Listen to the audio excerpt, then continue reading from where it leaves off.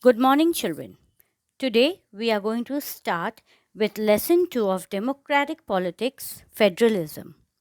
Now, in the previous chapter, we noted that vertical division of power among different levels of government is one of the major forms of power sharing in modern democracies. In this chapter, we focus on this form of power sharing. It is most commonly referred to as federalism. We begin by describing federalism in general terms.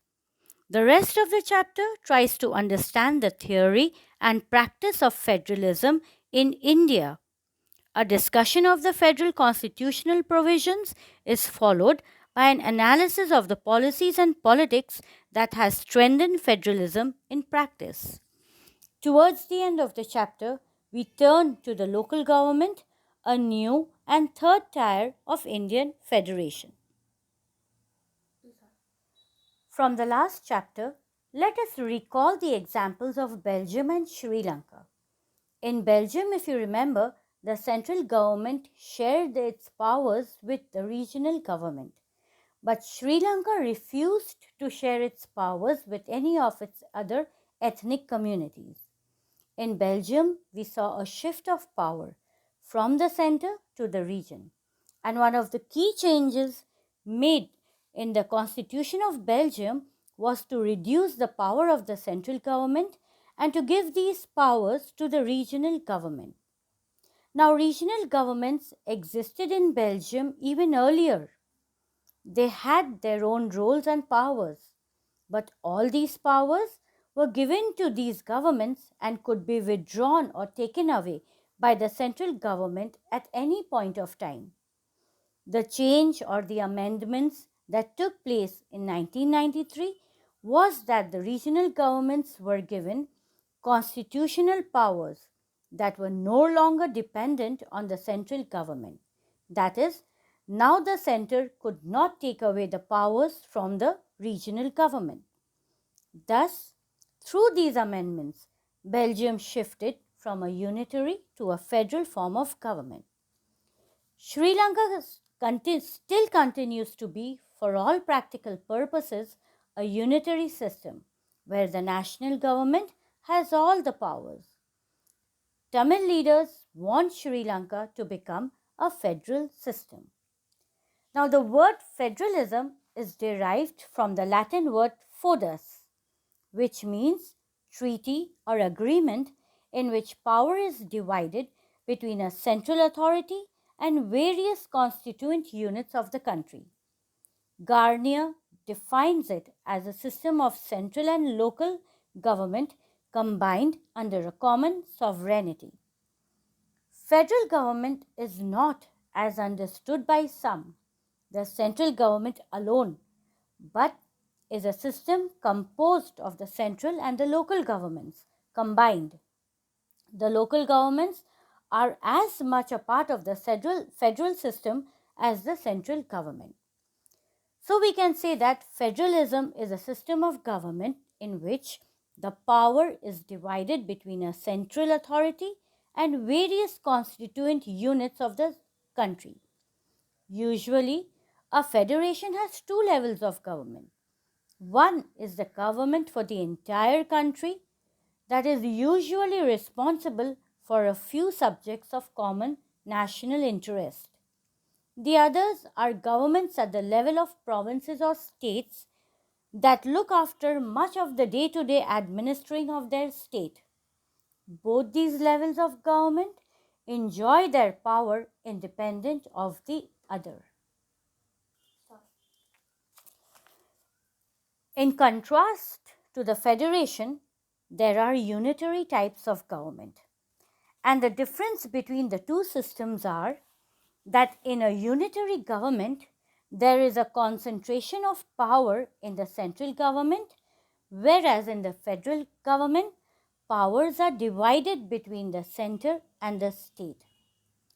In a unitary system, the government can pass orders to the provincial or local government, whereas in a federal system, the central government cannot order the state government to do something. State government has powers of its own, for which it is not answerable to the central government. In a unitary government, usually a uniform law prevails throughout the entire country, whereas in some federations, citizens may have to obey two sets of laws, that of the central government as well as the state where he lives. For example, in America, a citizen has to obey the law of the US government as well as that of the state. For example, New York, California, or Texas, wherever the citizen may reside. Now let us look at some of the key features of the federalism. Now, a federalism generally has two or more levels of government: the center, the state, and in case of India, we also have a third level of government, that is the local government or the panchayat. Second, different tiers of government or different levels of government govern the same citizens, but each tier has its own jurisdiction in specific matters of legislation, taxation, and administration. Third, the jurisdiction of the respective levels of or tiers of government are specified in the Constitution. So, the existence and authority of each tier of government is constitutionally guaranteed. Now, what do you understand by jurisdiction? Jurisdiction is an area over which someone has got legal authority. The area may be defined in terms of geographical boundaries or in terms of certain kinds of subjects. Fourth, the fundamental provisions of the Constitution or any laws in the Constitution cannot be unilaterally changed by the level of government.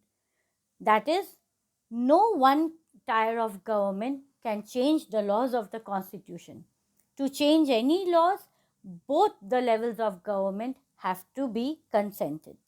Such changes require the consent of both the levels of government. Fifth, courts have the power to interpret the Constitution and the powers of different levels of government. The highest court acts as an umpire if disputes arise between different levels of government in the exercise of their respective powers.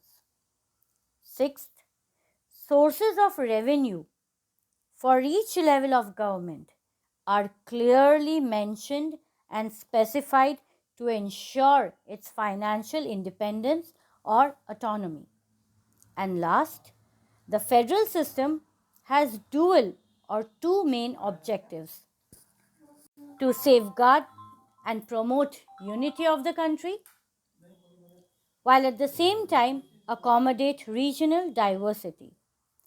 Therefore, we say that two aspects are very important for the institutions and practice of federalism. Governments at different levels must agree to some of the rules of power sharing. They should also trust each other and abide by their part of the agreement. Therefore, we say a perfect or an ideal federal system has both these aspects: mutual trust and agreement to live together.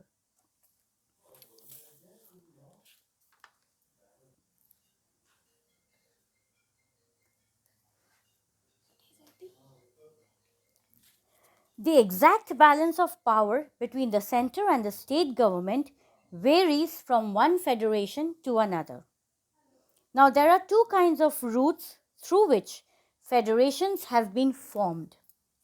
The first route involves independent states coming together on their own to form a bigger unit, so that by pooling sovereignty and retaining identity, they can increase their security.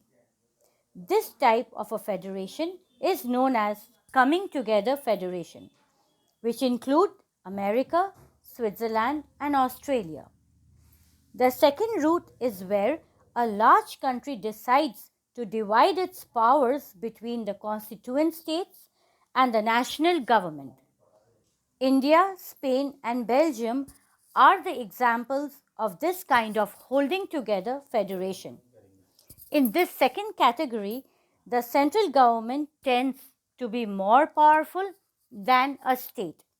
Very often, different constituent units of the federation have unequal powers.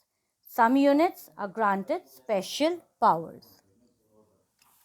So, children, I hope that in this module you have understood the meaning of federation, the meaning of federalism, the difference between unitary and a federal government, key features of the federal structure. In the next module, we will continue with the next topic, what makes India a federal country.